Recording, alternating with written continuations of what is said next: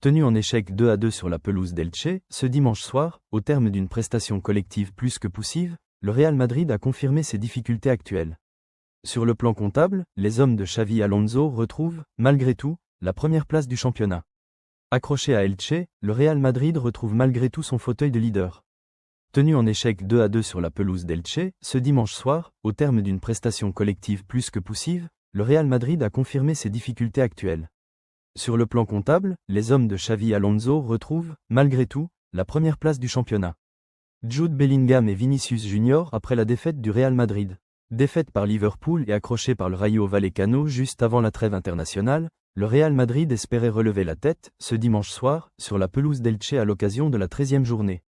Face à un adversaire également en difficulté, les hommes d'Eder Sarabia restaient sur 5 matchs sans victoire en Liga. Les merengues se présentaient en 3-4-3 avec un trio offensif composé de Bellingham, Rodrigo et Mbappé, qui restaient sur 2 matchs sans marquer avec le club merengue.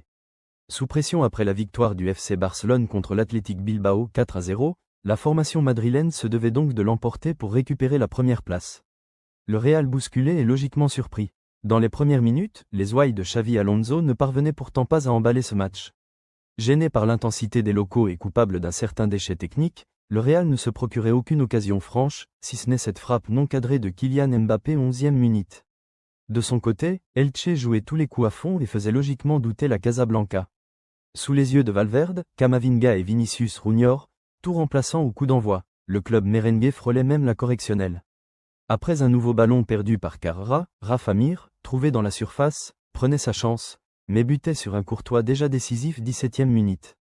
En difficulté et peu inspiré collectivement, le Real profitait alors des coups de pied arrêtés pour ce signal, mais Asensio ne cadrait pas 20e minute. Seul éclairci dans un début de match contrasté, Güler allumait lui aussi la première mèche, mais sa frappe passait tout près de la barre transversale 25e. Très actif entre les lignes, le jeune Turc trouvait ensuite Mbappé dans la profondeur, mais l'attaquant français perdait son duel face à Iñaki Peña 30e minute. Le portier du Barça, déjà impérial, s'illustrait de nouveau quelques instants plus tard en repoussant une nouvelle tentative du numéro 10 madrilène 33e minute. Malgré une montée en puissance progressive, les merengues restaient fragiles défensivement et frôlaient plusieurs fois la correctionnelle, à l'image de cette frappe d'André Silva détournée par Courtois 38e logiquement, les hommes de Xavi Alonso